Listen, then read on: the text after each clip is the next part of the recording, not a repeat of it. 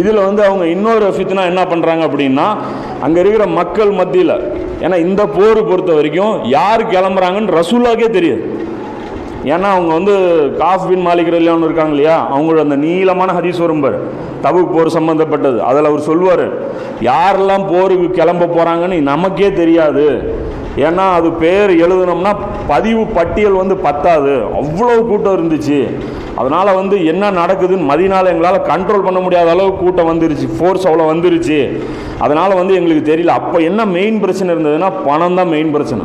ஆட்கள் தேவையான அளவுக்கு இருந்தாங்க, 30,000 பேர் இருந்தாங்க. ஆனால் என்ன மெயின் பிரச்சனை இருந்தால் 30,000 பேருக்கு வண்டி இல்லை. ஏன்னா வந்தவங்க எல்லாம் யாருன்னா பக்கத்தில் இருக்கிற ஏழைகள், சும்மா அந்த ஆடு மேய்ச்சிட்டு இருந்தவங்க, அவங்ககிட்ட ஒட்டகம் இருக்காது, இந்த மாதிரியான ஆட்கள்லாம் வந்ததுனால இது ஒரு சுச்சுவேஷன் வந்து இருந்தது. இப்போ இந்த இடத்துல போய் நயவஞ்சர்கள் போய் இவங்ககிட்ட என்ன ஃபித்னா பண்ணுறாங்க அப்படின்னா, ஏன் நீங்களாம் போகிறீங்க போருக்கு, அவங்களாம் வந்தாங்க வரல இல்லை, சரி போகிறதுன்னு ஆகிப்போச்சு, இப்போவா செலக்ட் பண்ணுறது, என்ன டைம் இது, விவசாயம் பண்ணுற டைமு, ஏற்கனவே கையில் காசு இல்லைங்கிறீங்க, இருக்கிறதெல்லாம் அறுவடை பண்ணிவிட்டு அதெல்லாம் கொண்டு போய் விவசாயம் வந்து இது பண்ணிவிட்டு போனீங்கன்னா, கொஞ்சம் ஒரு 2 மாதம் ஒரு 4-5 மாதம் கழித்து போனீங்கன்னா கிளைமேட்டு நல்லாயிரும், பிரச்சனை இல்லாமல் இருக்கும். தேவையில்லாமல் உங்கள் போயிட்டிங்கன்னா இங்கே அழுகி போயிருமில்ல பழங்கள். இதுதான் பிரச்சனையே, அல்லாஹ் வச்ச அசல் சோதனையே அதுதான். துனியாவுடைய அந்த பொருளாதாரம் குறைஞ்சிருங்கிறது. இந்த இடத்துல வந்து இது வந்து ஒப்பீனியனாக பரப்பி விட்டுறது. இது கேட்டால் என்ன ஆகும், முஸ்லீம்களுக்கு பலவீனமான ஈமான் இருக்கிற என்ன ஆகும், சொல்கிறதுல கொஞ்சம் விஷயம் இருக்க தானே செய்யுது. வீண் விரயம் செய்ய, இதே நாம் இருந்தோம்னா அந்த இடத்துல ரசூலுல்லாஹ் கற்றுக் கொடுத்துருப்போம், வீண் விரயம் செய்யாதீர்கள், பழங்கள் வீணாக போயிடும், உணவை வீண்படுத்தணும். ஏன்னா போர் வந்து வாலண்டியராக ரசூலுல்லாஹ் தானே போகிறாங்க. வந்த போரை அட்டன் பண்ணுறதுனா சரி, டைம் வந்து நம்ம தள்ளி போட முடியாதுங்களாம். இவங்க தான் கிளம்புறாங்கங்கும் போது தள்ளி போடுறதுக்கு ஒரு ஆப்ஷன் வந்து அங்கே இருக்குது. இன்னும் இப்போ இல்லைங்கிறது 2 மாதம் 3 மாதம் கழித்து கூட போகிறதுக்கு ஒரு ஆப்ஷன் இருந்தது. ஆனால் அல்லாஹ்வோட உத்தரவுப்படி தான் ரசூலுல்லாஹ் செய்கிறாங்க.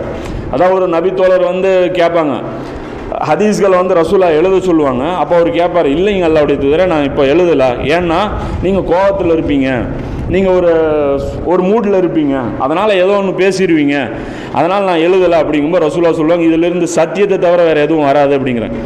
அப்போது அதனால வந்து ரசூலுல்லாஹ்வுடைய எல்லா பேச்சுமே சத்தியம்தான் அப்படிங்கிறது தான் உண்மை. அப்போ ரசூலுல்லாஹ்வுடைய எல்லா செயல்பாடுமே நமக்கு தெரியாது வஹி வந்திருக்கா இல்லையான்ட்டு. ஆனால் வஹியின் படி தான் பெரிய முடிவுகள்லாம் ரசூலுல்லாஹ் எடுப்பாங்க. சின்ன முடிவுகள் வேணால் ரசூலுல்லாஹ் சுயமாக எடுப்பாங்களே தவிர பெரிய முடிவுகள் எதுவுமே வஹி இல்லாமல் எடுக்க மாட்டாங்க. தபுக்கு போகலாமா வேண்டாமாங்கிறது ரொம்ப பெரிய முடிவு, இது அல்லாஹ்வுடைய உத்தரவாக தான் இருக்கும். இந்த மூமின்களுக்கு வந்து ஒரு சோதனையாகவும் இது போச்சு.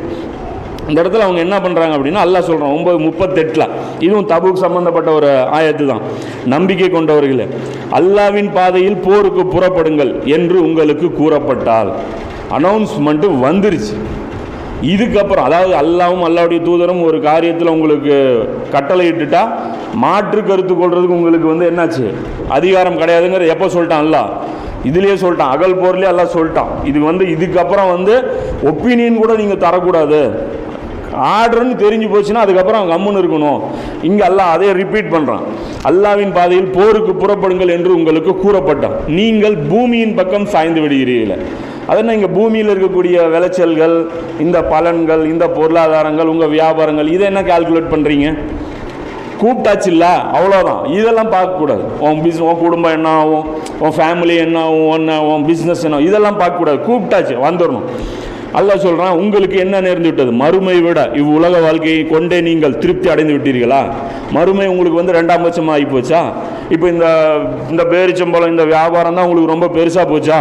மறுமையின் வாழ்க்கைக்கு முன்பு இவ்வுலக வாழ்க்கையின் இன்பம் அற்பமானது, இது வந்து ரொம்ப அற்பமானது, இதை வந்து நீங்கள் வந்து மைண்டில் வச்சிங்க அப்படின்னு சொல்லி அல்லாஹ் இது கண்டிக்கிறான். அதாவது மாறி இருக்கு மனசு. அதாவது ஒரு சில ஹதீஸ்கள் எப்படி வருதுன்னா, ஒரு குலத்தாரே மாறி இருக்காங்க. பனு அஸ்லம் அப்படிங்கிற அந்த ஒரு குலத்தார்னு நினைக்கிறேன்.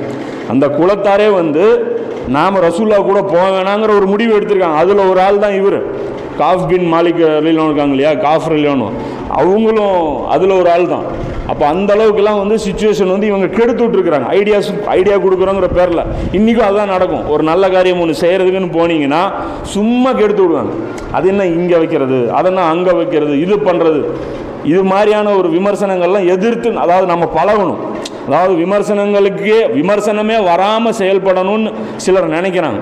அப்படி செயல்பட முடியுமா? ஃபஸ்ட்டு நீங்கள் எதை செஞ்சீங்கனாலும் விமர்சனம் வரும். நீ இப்போ போனாலும் வரும், அப்போ போனாலும் வரும். அப்போ முதல்ல விஷயம் விமர்சனங்களை எப்படி ஹேண்டில் பண்ணுங்கிறத ரசூலா இந்த இடத்துல நமக்கு கற்றுக் கொடுக்குறாங்க.